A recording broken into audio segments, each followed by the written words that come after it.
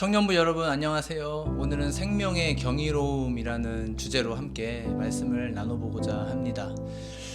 베르나르 베르베르라는 소설가를 혹시 여러분 아시나요? 개미라는 소설로 가장 유명해진 소설가인데요. 이 사람이 쓴 책 중에 무슨 백과사전, 절대적이고 상대적인 백과사전 이런 책이 있어요. 거기에 보면은 간충이라고 하는 한 기생충에 관한 내용이 나와요.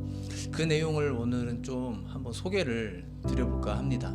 그 책에 간충이라고 하는 기생충이 나오는데요. 굉장히 작은 기생충입니다. 이 기생충은 양의 그 간 속에서 기생하는 이제 기생충인데, 그 간에서 알을 낳게 되면 그 알이 양의 몸 속에서 부화되는 것이 아니라 양의 몸 밖에서 부화된다고 합니다. 그러니까 양의 배설물과 함께 그 알이 바깥으로 나온대요. 그러면은 이제 이 알이 바깥에서 부화가 되는 것이죠. 그러면 애벌레가 이제 바깥 세상에서 나와서 와 여기 바깥 세상이야 이러고 이제 있는데, 그 배설물을 달팽이가 지나가다가 먹는다고 합니다.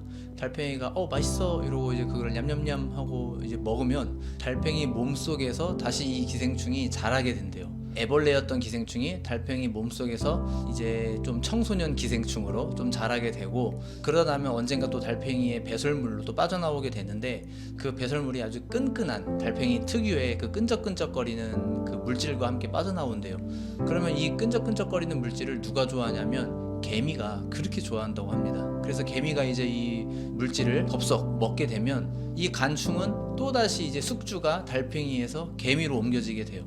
개미의 몸속에 이제 간충이 들어가게 되는데 각각 기관마다 들어간다고 합니다. 개미의 다리, 배, 가슴 이런 곳에 한 10여 마리의 간충이 이제 들어가게 되고, 가장 우수한 간충 단 한 마리만 개미의 뇌 속에 침투해 들어간대요. 이렇게 간충에 감염된 개미는 이제 어떻게 되느냐, 평소에는 다른 개미와 다르지 않게 일 열심히 하고 뭐 땅 파고 흙 파고 그럽니다. 그러다가 이제 밤이 되어서 개미 둥지에 들어가서 잠을 잘 때에 혼자 밖에 나온대요. 한밤중에 혼자 밖에 나와서 양이 제일 좋아하는 냉이풀에 그 올라가서 그 풀 끄트머리에 가서 진짜 돌처럼 떡떡하게 굳어가지고 가만히 서 있는데요. 그렇게 가만히 있는 이유는 양이 풀을 뜯어먹다가 그 개미까지 같이 뜯어먹히도록, 이제 아침이 되고 낮이 되어도 이제 먹히지 않았다면 다시 둥지로 돌아와서 아무 일 없었던 듯이 일을 한대요.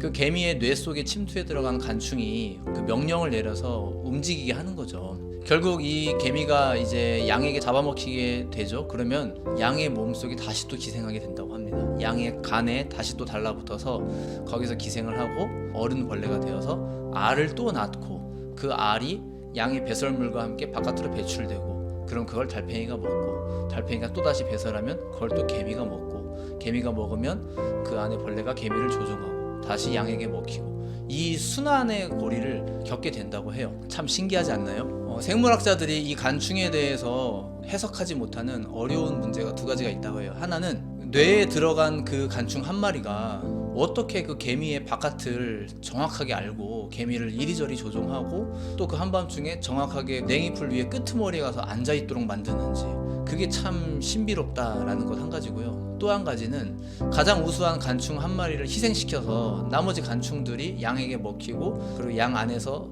살게 되고 어떻게 이러한 희생이 이루어지는가 라고 하는 거예요. 이 글을 읽는데 정말 생명의 경이로움을 다시 한 번 더 느끼게 되는 것 같습니다.